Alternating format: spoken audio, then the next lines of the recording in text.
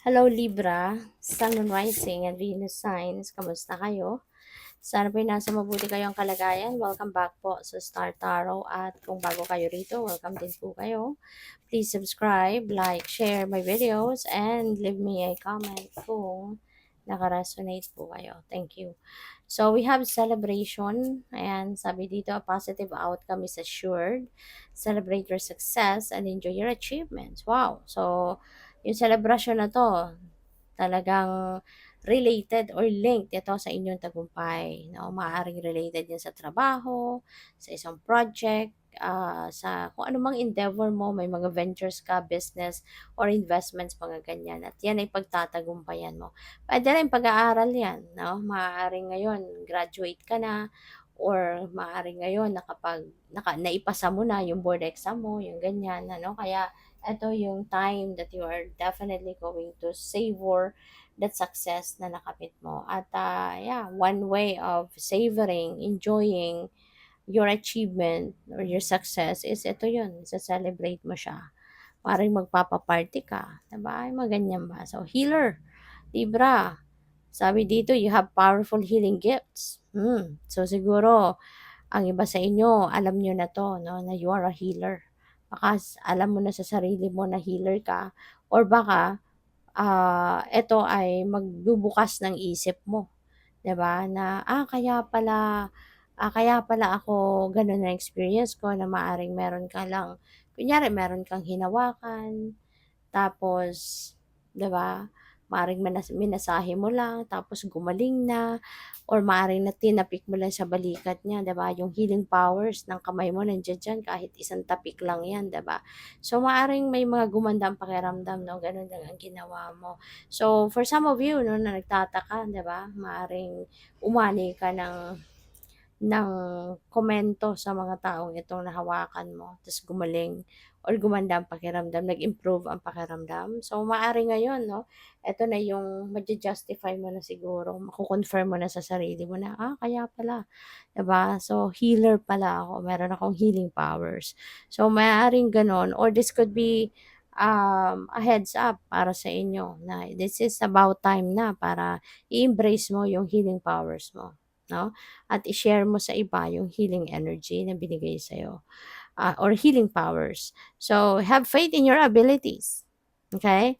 Magtiwala ka sa abilidad mo, magtiwala ka dyan sa powers mo. Stay true to your path as a healer. Okay? So, parang feeling ko dito, once siguro na figure out mo na ikaw talaga ay may healing powers, maaaring you're going to embrace this and itutuloy-tuloy mo na 'to. Or maaaring kapag sinimulan mo na 'to, gawin, 'di ba, manggamot ka na ng ibang tao, maaaring, that's it, 'di ba? You are already stepping into your purpose or mission sa buhay, 'di ba, bilang healer at magtutuloy-tuloy na ang panggagamot mo, ang pagtulong sa iba, 'di ba, na bumuti ang kanilang mga pakiramdam at sitwasyon. Past lives, release your past life karma. You are an old soul with deep wisdom. Healing your past lives um ay hang on, sorry. Healing your past lives will raise your vibration. Wow. Okay, so siguro ngayon, baka mas bilang parte 'no, siguro ng spiritual awakening mo, journey, maaari ngayon marami kang ano, realizations 'no. Maaaring meron kang mga alam mo 'yun, yung mga deja vu, mga ganyan. Parte 'yan ano, ng past life mo. Yun yung mga nangyari na sa past life mo na maaaring bumabalik sa ngayon kaya yung parang magigising ka ngayon sa katotohanan na, "Okey, siguro nga parte ito ng ano ko, ng karma ko, past life karma ko." So, maaaring mas maaano ka ngayon, mas, 'pagka magigising ang puso mo, ang diwa mo, 'di ba, na meron kang ano, nandidito ka na sa mundong ito in the past, 'no? Um, and pupuwedeng sa ngayon baka nandidito kang muli at this time because you need to heal your ano, your past life or maaaring meron ka pang misyon, 'di ba, na kailangang gawin, sa ngayon. So, what else? Tingnan natin kung ano pa ang ganap.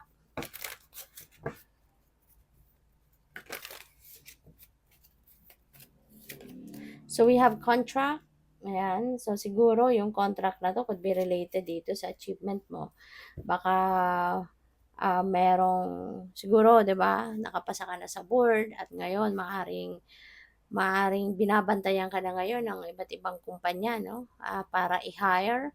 So, baka meron ka ng job offer at, magpipirma ka na ng job contract 'no. So, 'yan ang napi-pick up ko diyan for some of you.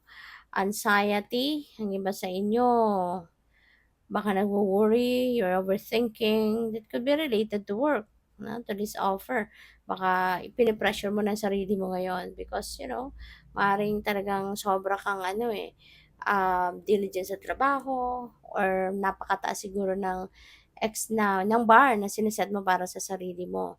Kaya hanggang ngayon pala 'no, nagpirma ka pa lang siguro ng kontrata pero ang taas na ng expectation mo sa sarili mo kaya tuloy maaaring nai-stress ka na, nagkaka-anxiety ka na tuloy 'di ba, kasi alam mo 'yun, yung hindi ka pa man nagsisimula ng trabaho mo, parang yung sarili mo, yung isip mo napapagod na kakaisip 'di ba, puwedeng gano'n.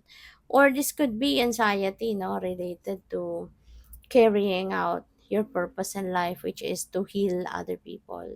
So alam mo Libra, 'wag kang matakot, 'wag kang magdalawang isip kasi hindi ka ilalagay ng universe sa isang sitwasyon na hindi mo kakayanin.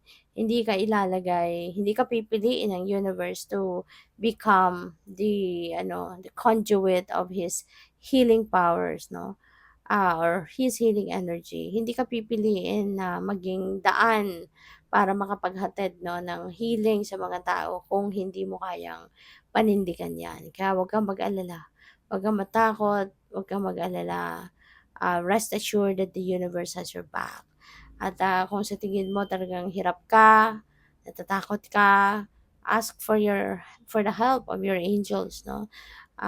Nandiya diyan lagi, nasa tabi mo lagi ang iyong mga guardian angels kaya hingan mo ng tulong na suportahan ka, bigyan ka ng lakas ng loob, tibay ng dibdib. Call on Archangel Michael para tulungan ka 'no, na maging mas malakas ang inyong kalooban at makayanan mo ang mga bagay na kailangan mong panindigan or kailangan mong gawin.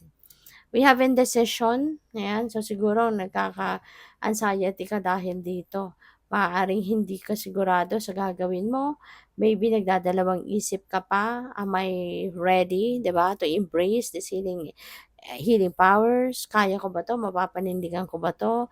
O kaya siguro you are in the middle of making a decision na siguro ano ka na ngayon, na nalilito, yung ganyan, nacha-challenge. So, yun, wag kang matakot.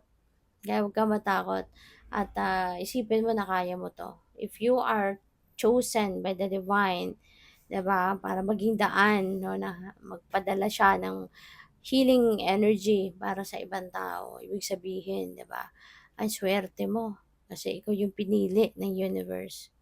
Ikaw yung gagawin niyang kasangkapan para makapagpabago ng buhay ng ibang tao, 'di ba? Kaya kaya mo 'yan, okey?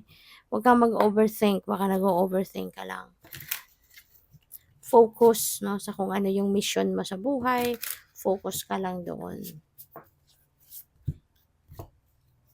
So, we have Ace of Swords. You will be enlightened na mapagtatagumpayan mo kung ano man yung pinoproblema mo. You will succeed over that. Magkakaroon ka din ng linaw sa isipan. You will have epiphanies. You will receive enlightenment, new information, 'di ba, na makakatulong sa'yo na mas maging positibo ang takbo ng iyong isipan. Magkaroon ng enlightenment ang iyong isipan. Yon, kaya huwag kang mag-alala. We have Seven of Pentacles. Ayan, for some of you, maaari 'no na, ah, masaya ka din, excited ka kasi kung ano man yung sinimulan mong mga ganap, ano man yung mga sinimulan mong endeavor, siguro tinitignan mo ngayon, ini-evaluate mo ngayon ang ginawa mo and maybe, nagbubunga na 'to ng maganda, 'di ba? As in maybe naggo-grow na 'to, nakikita mo na effective 'no yung approach na ginamit mo, strategy na ginamit mo, effective siya. Kaya, it started growing, yung gano'n. So, you just need to cultivate it more. Kailangan mo lang na magsipag pa, magtiyaga pa, mag-persevere pa, at pasasahan ba't makukuha mo din yung success na ito. So, we have the sun, holy moly, Libra, napakaganda. 'Di ba? You are really going to be very happy, very successful, no? Mababalot ka talaga ngayon ng swerte. Kasi si Sun, this is very, ano eh, very optimistic, very um, positive energy, at magiging maliwanag ang lahat, 'no, magliliwanag ang lahat sa buhay mo. Mawawala na yung problema mo, kung meron kang mga pinoproblema, that's going to fade away kasi dadating na yung solusyon. Maiisip mo na 'to, malalaman mo na kung papaano mo sosolusyonan ang problema. At, kung meron kang mga problema sa katawan, kunyari may mga sakit-sakit, 'wag kang mag-alala. You are going to channel, 'di ba, healing energy from the divine. At siyempre, in order for you to help other people heal, siyempre, ikaw muna yung gagamutin ng divine, 'di ba? Kasi kailangan na magampanan mo yung magiging trabaho mo bilang healer, kaya kailangan na you are in good shape. Swerte sa pera, material success, financial success will be yours as well. Okay? At magiging masayang-masaya ka. So, good luck. Thank you for watching. Love and light. Namaste.